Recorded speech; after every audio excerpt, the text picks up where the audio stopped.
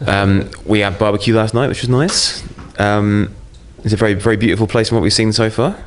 Yeah. I'm looking forward to playing our first show here, and we will probably have a better answer for you tomorrow about how that went.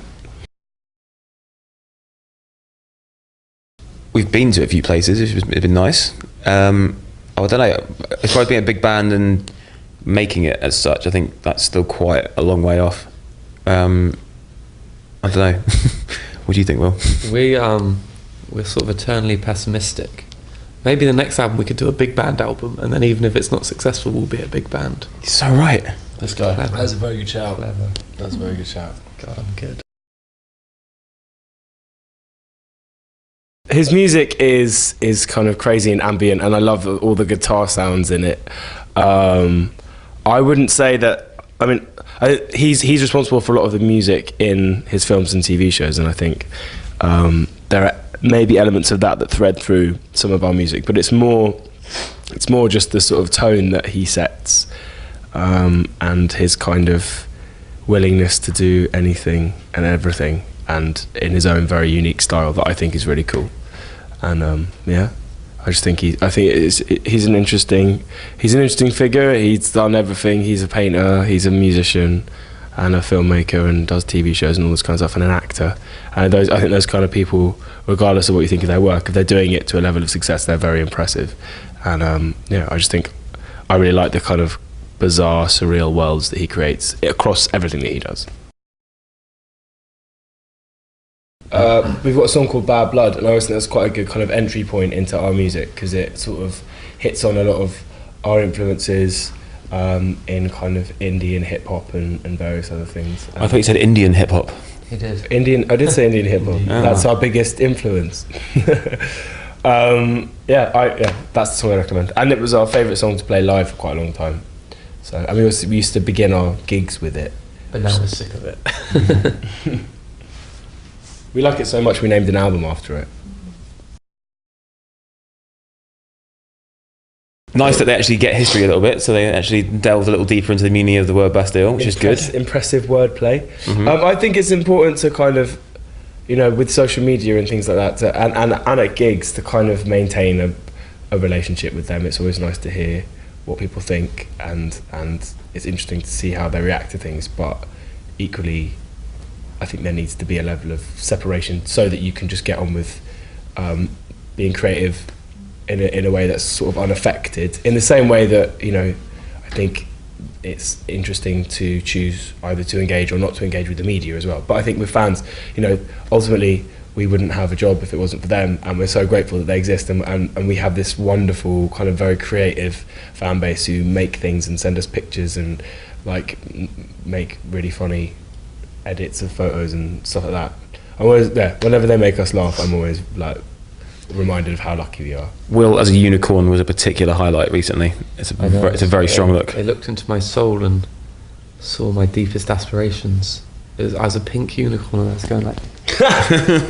Very nice. It was really beautiful.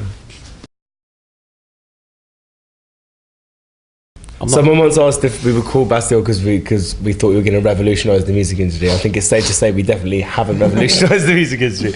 But yeah, I don't know, I think there's just something quite kind of anarchic about the name, and it's sort of very open, and it's completely open to interpretation. And ultimately we've named ourselves after a defunct, non-existent French prison, which I think is quite pretentious.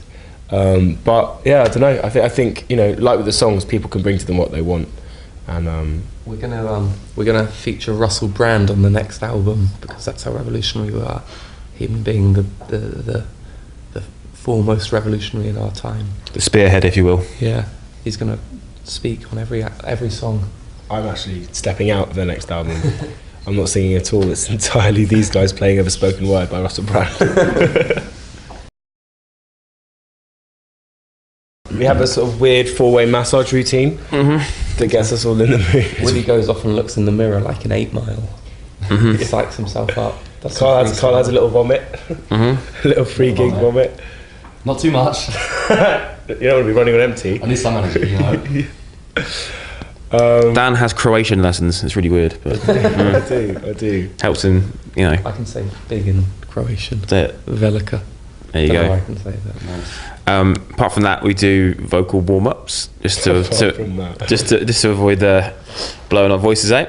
And it's quite nice because, like, particularly for a festival, if we're somewhere where we haven't, the vocal warm-up thing like brings us all together. It's a bit of like, I don't know, it's quite hypnotic before we go on stage, and it means that we all have to be in the same room as each other, and then we go on. But yeah. I also try and post at least 3 lies on Wikipedia before we go on as well. And see if they're taken down by the time we get back off stage. They quite often are.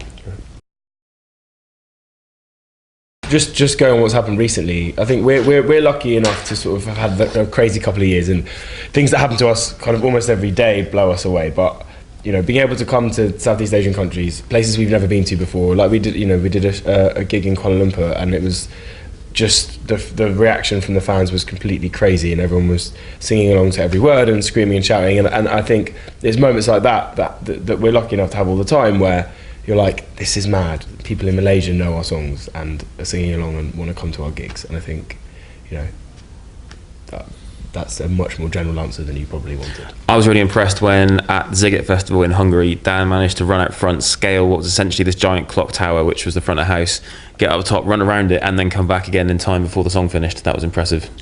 Yeah. Your athleticism is unrivaled. Thanks, mate. It's all right, mate. So this is the final gig now of our Asian tour.